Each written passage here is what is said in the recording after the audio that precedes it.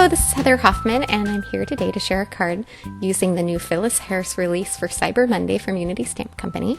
I'm pairing it up with a sentiment from the December 2019 sentiment kit called Spoiler Alert. I thought they just went super cute together.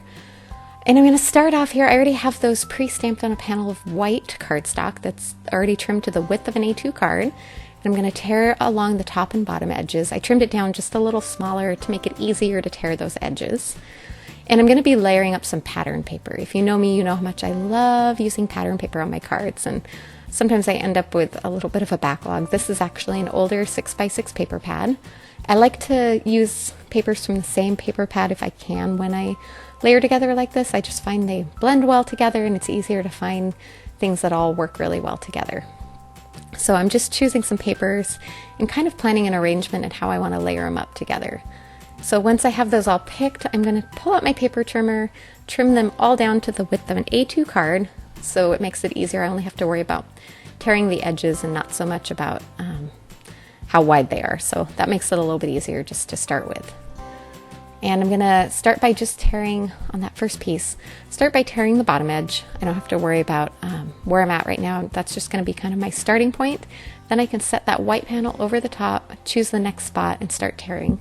I always like to give myself a little extra wiggle room and go a little longer than I want. That ended up being just about what I wanted. But I always figure if it's a little too big, I can always go back and tear a little more off. It's kind of impossible to go back and add any more on. So I always aim just slightly bigger than I think, and usually it ends up being just about right. But it is nice to have that little bit of extra buffer space just to make sure that you don't run out of room. All right, now that I have those layers all torn down, I'm going to start assembling those pieces together. When I assemble layers like this and adhere them together, I don't know if you notice I only put adhesive in the very center of that panel. And what that allows me to do is now pull up and kind of curl up the edges of that paper a little bit. It gives a little extra texture when you adhere it. So I don't put my adhesive all the way to the edges, just enough to make sure it's sturdy in the center. And then for that center panel, because these papers have a little more of a vintage feel to them, and that panel was all white cardstock, I pulled out my antique linen distress ink pad, and I'm just going to do a bit of ink blending around the edges.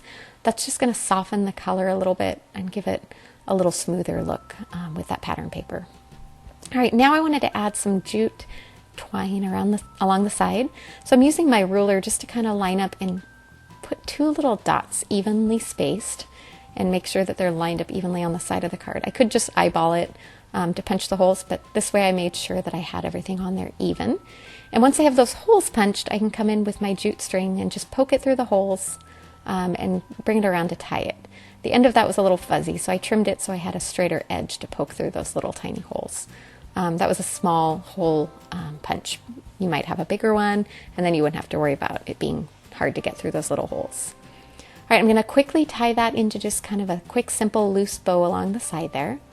I love adding jute string to my cards also. So most of my cards that have lots of pattern paper, you'll notice usually have a twine bow or something on there somewhere too.